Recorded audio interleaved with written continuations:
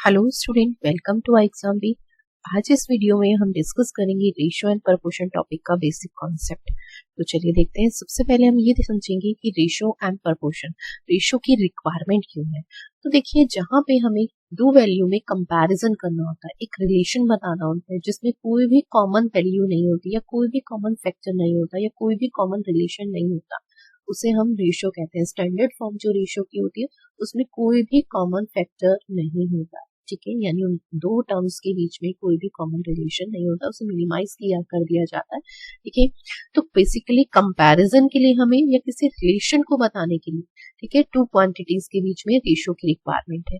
तो देखिए हमारे पास यहाँ पे क्या दिया है, फर्स्ट क्वेश्चन बिल्कुल बेसिक कॉन्सेप्ट कि हमें ए रेशियो बी दिया हो एंड बी रेशियो सी, और हमें यहाँ पर तीनों के बीच में कॉमन रिलेशन मेंटेन करना हो। फर्स्ट हमें टू टर्म्स के बीच में रिलेशन गिवन है, सेकेंड हमें फिर अगेन टू टर्म्स के बीच में, इनमें एक मीडिएटर टर्म है बी, ठीक है, और उसके रिस्पेक्ट में हमें ए बी सी तीनों में रिलेशन फाइंड करना है।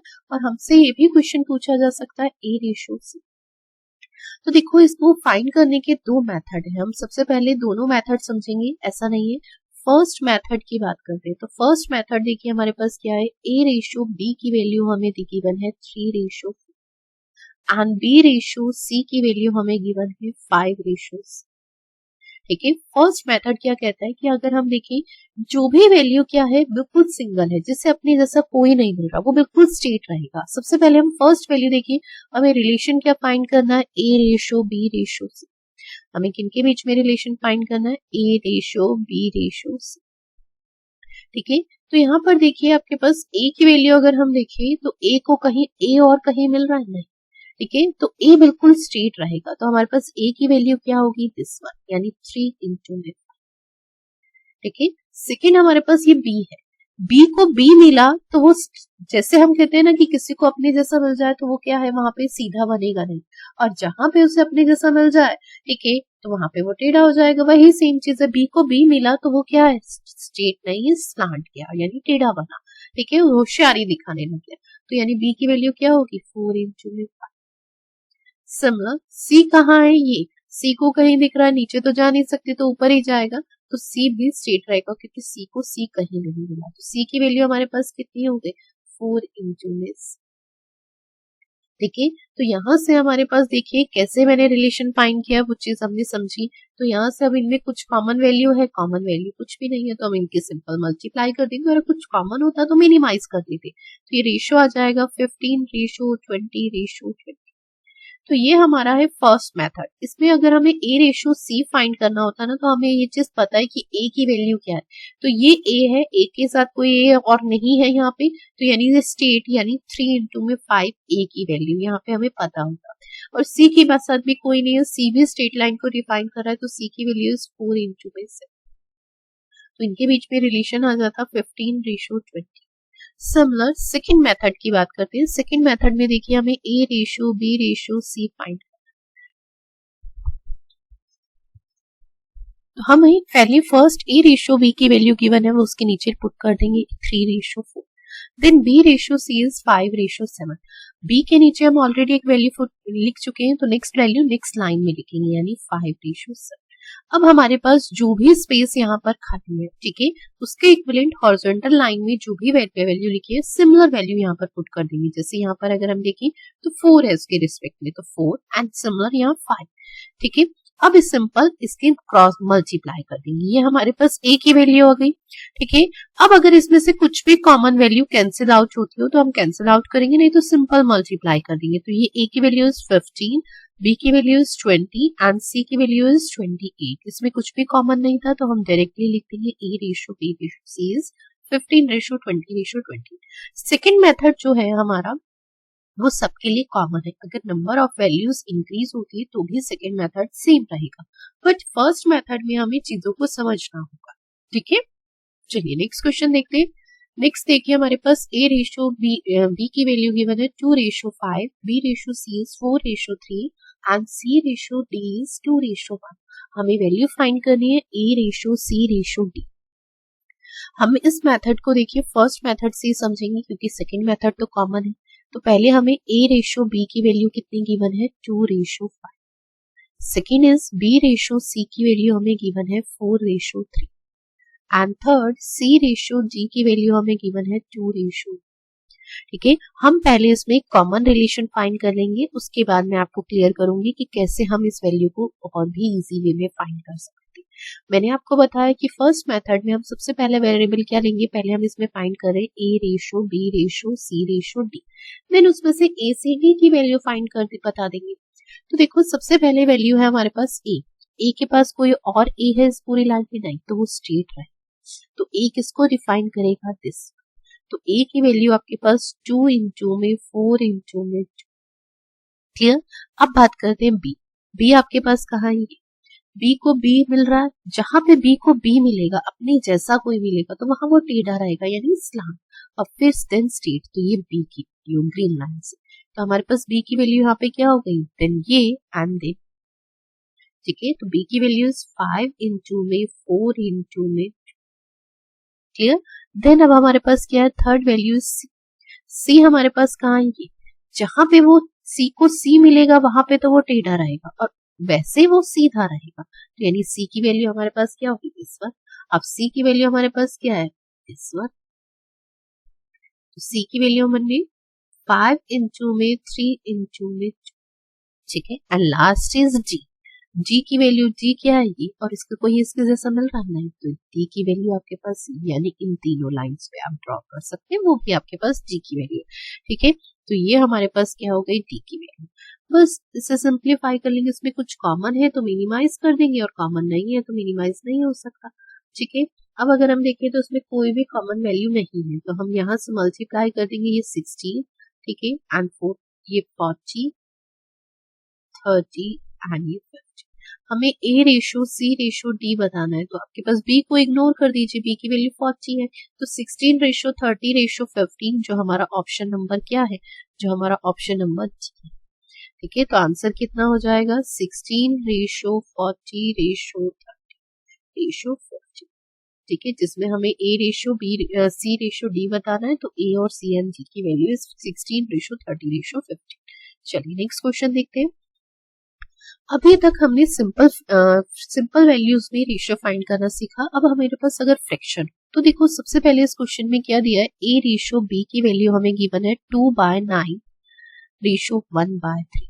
इसे हम कॉमन रिलेशन में अगर मिनिमाइज करें तो हमारे लिए डिफिकल्ट होगा, रीजन क्योंकि अगर हम यहाँ पे देखिए, यहाँ पे 9 एंड 3 ये सिमिलर मल्टीपल वैल्यू है, 7 एंड 14 ये भी एक दूसरे का मल्टीपल है, 10 एंड 5, तो इसे हम यही मिनिमाइज कर दें तो हमारे लिए कैलकुलेशन इजी हो जाएगी।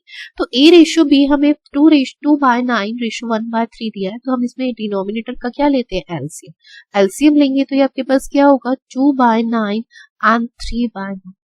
जब डिनोमिनेटर सेम हो जाता है तो हम इसको क्या कर देते हैं, इग्नोर, तो हमारे पास A रेशियो B की वैल्यू क्या आ जाएगी, 2 रेशियो।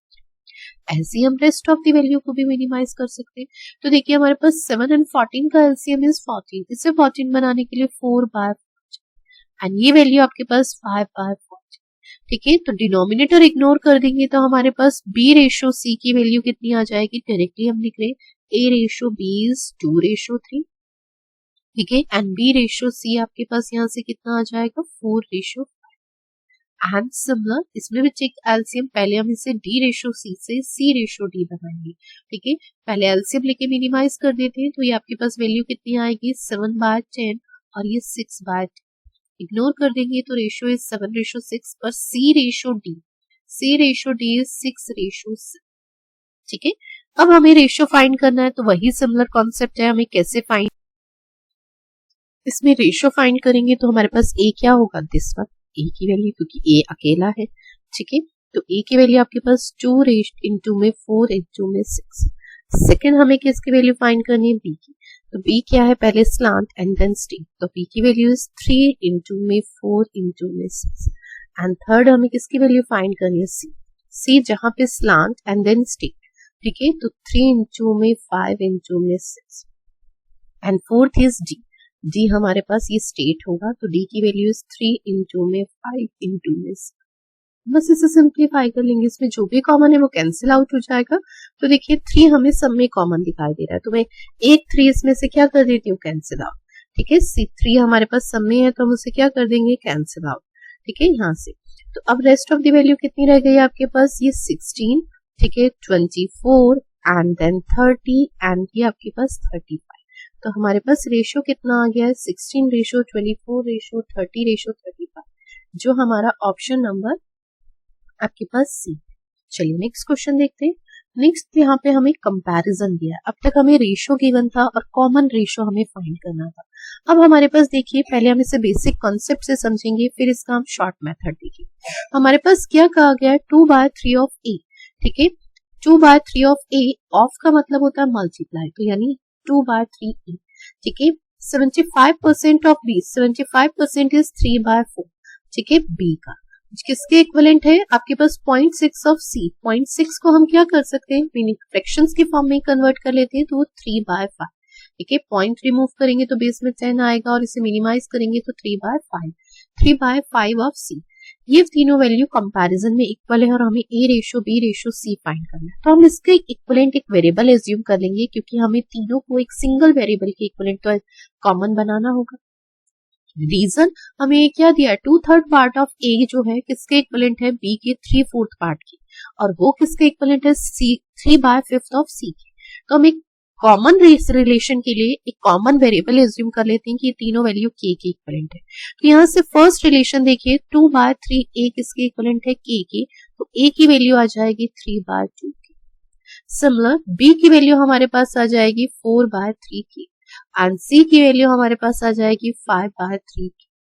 अब हमें रेशियो फाइंड करना है, A ratio B ratio C, ठीक है। ए की वैल्यू हमारे पास है 3/2 की, बी की वैल्यू हमारे पास है 4/3 की, एंड सी की वैल्यू हमारे पास है 5/3 की, ठीक है। के से के कैंसिल हो जाएगा और डिनोमिनेटर का हम क्या ले लेंगे, एलसीएम। तो एलसीएम हमारे पास 6, तो ये वैल्यू कितनी हो जाएगी, इसे 6 बनाने के लिए 3 से मल्टीप्लाई, तो 9/6, ठीक है, 8/6 एंड 10/6। और जब डिनोमिनेटर सेम होता है तो हम उसे इग्नोर कर देते हैं, तो हमारे पास रेशियो कितना आ गया, 9:8। तो ये तो हमारा क्या था, बेसिक कॉन्सेप्ट। जब हमें कंपैरिजन दिया हो, ठीक है, तो हम रेशियो कैसे फाइंड करते हैं। अब बात करते हैं एग्जाम की अप्रोच की, कि एग्जाम में हम कैसे इजी वे में से फाइंड करेंगे। तो 2/3 ऑफ ए इसके इक्विवेलेंट है 3/4 ऑफ बी एंड 3/5 ऑफ सी। हम यहाँ पर क्या करेंगे, जब हमें कंपैरिजन दिया होता है, जब हमें फ्रैक्शंस गिवन थे इससे प्रीवियस में, तो हमने डायरेक्टली डिनोमिनेटर का एलसीएम लिया था। पर जब कंपैरिजन की ना गिवन होता है तो हम न्यूमरेटर का एलसीएम लेंगे, 2, 3 एंड 3। तो एलसीएम इज 6 और इससे 6 बनाएंगे तो ये कितना हो जाएगा, 6/9, ठीक है, 6/8 भी एंड 6/10, ठीक है, ये तीनों वैल्यू। अब देखिए तीनों का डिनोमिनेटर क्या है आपके पास, तीनों का न्यूमरेटर क्या है, अगर हम बात करें इक्वल, तो हम उसे इग्नोर कर देंगे, तो रेशियो क्या आ जाएगा, 9:8, ठीक है। तो ये इसका शॉर्ट मेथड है। हमें क्या करना है, जब कंपैरिजन दिया हो तो डिनोमिनेटर की जगह न्यूमरेटर का एलसीएम लेना है। तो answer is option number C. चलिए नेक्स्ट क्वेश्चन देखते हैं। नेक्स्ट देखिए हमारे पास क्या दिया है, 4600 is distributed among A B C D such that B get 20% less than A, B get 1/3 less than C, and G get 1/3% more than C. Find the sum of B and C. हमें यहाँ पर क्या दिया, 4600 rupees है जो A, B, C and G के बीच में distribute किया और उनका हमें शेयर डिफाइन किया गया कंपैरिजन में। जब कंपैरिजन में दिया होता है तो हमेशा हमें ये ध्यान नहीं रखना कि हमें 100 एज्यूम करना है। हमेशा हमें ये चीजें ध्यान रखनी है कि इसमें जो भी कंपैरिजन में फ्रैक्शंस दिए हैं उनके डिनोमिनेटर का एलसीएम और किस वैल्यू को एज्यूम करना है जिसपे लास्ट डिपेंडेंसी हो। पहले हम ये देखते हैं कि वैल्यू क्या एज्यूम करेंगे, तो ये 20% इज 1/5, 1/3 इज 1/3, 33 1/3 इज 1/3। तो इनके डिनोमिनेटर का एलसीएम इज 3 एंड 5 एंड 3 का एलसीएम इज 50। तो हम नंबर तो 15 यूनिट एज्यूम करेंगे, पर किस वैल्यू को, तो देखो बी को जो मिला है वो ए से इतना लेस, तो यानी बी की डिपेंडेंसी किस पे है, ए, ठीक है। And B get 1/3 less than C, B की डिपेंडेंसी किस पे है, सी, ठीक है। And D get 33 1/3% more than C, तो डी की डिपेंडेंसी किस पे है, सी। तो फाइनली लास्ट डिपेंडेंसी जो हमें दिख रही है यहाँ पे, ऐसा कोई लास्ट डिपेंडेंसी है नहीं, बट सी। एक तरीके से हम वैल्यूज किसको लेंगे, सी को। हम यहाँ पे सी को कितना ले लेते हैं, 50। अब डी को क्या है 33 1/3 मोर है, 15 का 33 1/3 इज 1/3, 1/3 15 का कितना होगा 5 मोर है, तो डी की वैल्यू कितनी हो जाएगी 15 + 5 इज 20 एंड यही वैल्यू बी की क्या है 1/3 लेस है, तो कितना हो जाएगा 10। अब देखिए हमारे पास क्या है बी गेट 20% लेस देन ए। अब ए की ऐसी वैल्यू होनी चाहिए जिससे 20% लेस, तो यहाँ पर अगर आपकी बात करें तो हमारे पास ये फ्रैक्शन आएगा, ठीक है, क्यों, क्योंकि 10 यूनिट क्या है 80% की वैल्यू और 100% की वैल्यू, ठीक है, तो ये हमारे पास 12.5, ये 12.5 बनता है ना, और अगर कोई भी आपके पास डेसिमल में वैल्यू आए तो हम सबको ट्वाइस कर दें, यानी फ्रैक्शंस को रिमूव कर दें, तो अब वैल्यू हम क्या कर देंगे सबको ट्वाइस करेंगे, तो ये 25, देन ये 20, देन ये 30 एंड देन 40। अब इसमें देखिए इसमें भी ये वैल्यू मिनिमाइज होती है, तो हम इसका रेशियो और मिनिमाइज कर सकते हैं, 5 से मिनिमाइज करके 5, ठीक है, 4 एंड 6 एंड अब देखिए रिलेशन में इनमें वही सेम मेंटेन है जो हमने फाइंड किया था, और हमारे पास इनका सबका शेयर भी आ गया है यूनिट की फॉर्म में। टोटल शेयर अगर मैं कहूं तो कितना हो जाएगा 5 + 4 + 6 + 8, ठीक है, तो आपके पास 4 + 6 इज 10 + 8 इज 18 एंड 5 इज 23। हमारे अकॉर्डिंग सबका शेयर जो है वो 23 यूनिट है, एक्चुअल में 4600 rupees. 23 unit is 4600, 1 unit is 200, ठीक है, तो हमें बी एंड सी के शेयर का सम बताना है, तो 4 + 6 इज 10 यूनिट, तो 10 यूनिट की वैल्यू 10 इंटू में 200 इज 2000, ठीक है, तो बी एंड सी का टोटल शेयर कितना है इज 4600 रुपीज में 2000 रुपीज, जो हमारा ऑप्शन नंबर 3 है। चलिए थैंक यू सो मच। इसी चैप्टर के जो प्रैक्टिस क्वेश्चन है हम फ्राइडे में लाइव सेशन में लेके आएंगे, ठीक है, तो मिलते हैं लाइव सेशन।